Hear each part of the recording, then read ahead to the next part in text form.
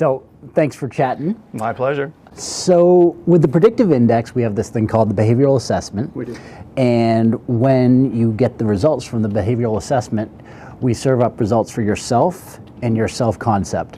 What do those things mean, and why does it matter so much that we serve up both results?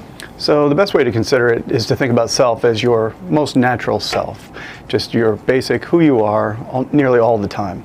Self-concept's a little different in that it's your interpretation about how others around you and in your environment place expectations on how you're supposed to act. Okay. And why is it important that we have awareness of both things when it comes to assessing candidates? Yeah, both things turn out to be really important. If I'm thinking about the self, I'm trying to understand who the basic person is so I can most naturally choose work that's aligned with who they are. So if I find someone who's naturally has a high level of dominance, let's say, then they're going to be assertive and competitive, they're going to be driven in almost every situation. If I find out that from a self-concept perspective, that same person might be feeling the need to be less of those things, that might be a coaching opportunity for me or something I need to be aware of.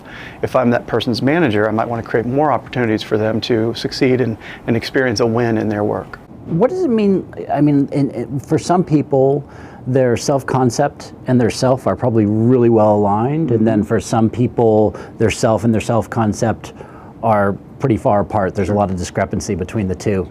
Yep. What does that tell you about somebody?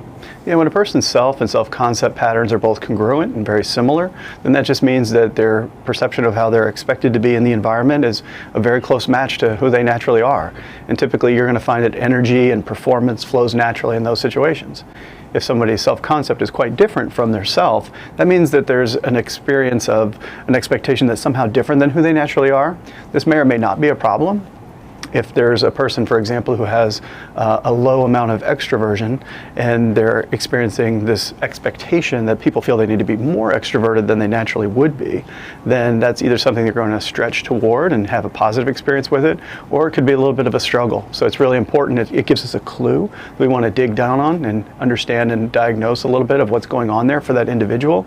And it's relative to their coworkers, the work that we're asking them to do. All of these things could be what's behind that change. Awesome. I'm going to put you on the spot a little bit. I've got my own behavioral assessment here that has both the self and the self-concept. So can you talk me through what this means? Sure.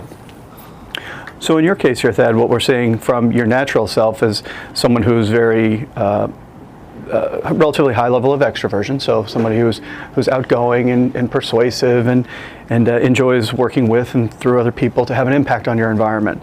And when you look at the self-concept pattern, for that same factor, what's your highest factor in self, we see something a little bit more towards the midpoint. So maybe at this point in time, you're experiencing a little bit of an expectation that you'd be less those things, a little bit more situational, a little more selective about when to work with other people or how dynamic in your social environment to be.